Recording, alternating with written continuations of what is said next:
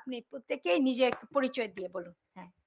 আমি অর্ক। আমি কাজ করছি ধ্রুবতারা ইয়ুথ ডেভেলপমেন্ট ফাউন্ডেশনে। আমি ২ টা জায়গা একটু হাইলাইট করতে চাই। ১ম এই আমি আগের বক্তার সাথে সম্পূর্ণ একমত যে আজকে তৃতীয় লিঙ্গ বা জেন্ডার ডাইভার্স কমিউনিটির প্রেজেন্টেশনটা খুবই জরুরি ছিল।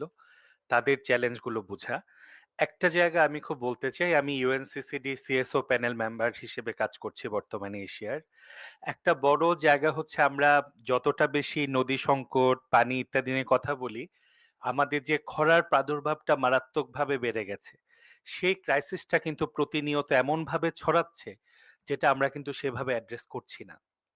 এবং সেখানে কিন্তু সবচেয়ে বড় সমস্যা হচ্ছে, যারা নারী কৃষক, তারা কিন্তু আরো বেশি চ্যালেঞ্জের মধ্যে আছে। সেই জায়গা আমরা কিভাবে অ্যাড্রেস করছি? আরেকটা জায়গা আমি খুব হাইলাইট করতে চাই। এই গত মাসে আমরা বান্দরবানে একটা প্রজেক্ট করি।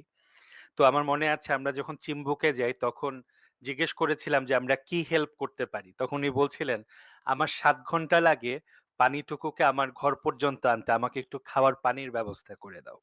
কিন্তু আমরা যখন সেখানে কথা বলতে গেছি স্থানীয় ডিপার্টমেন্ট গুলোর সাথে কিছু কাজের বিষয়ে, আমরা দেখেছি অসহযোগিতা, আমরা দেখেছি পলিসিগত ঝামেলা এবং তার চেয়ে বড় ব্যাপার হচ্ছে কেমন যেন এক ধরনের মানে বিষয়টার মধ্যে ইনডেপথ না ঢুকে কোনোভাবে আচ্ছা আপনারা করেন আমরা তো আছি।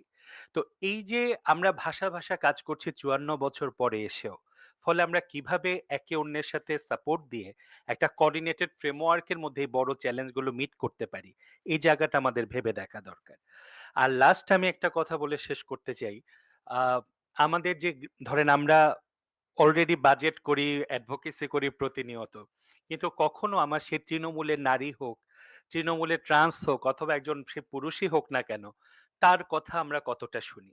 আমরা কিন্তু এখনো সেই মোর বাইরে যে কনসালটেশন এর যে জায়গা, যে অবস্থা সেটা কিন্তু মোটেই রিপ্রেজেন্টেটিভ না।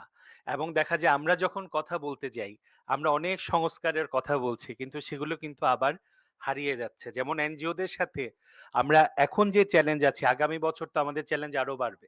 আমাদের ফান্ডিং এর অবস্থা খুব খারাপ।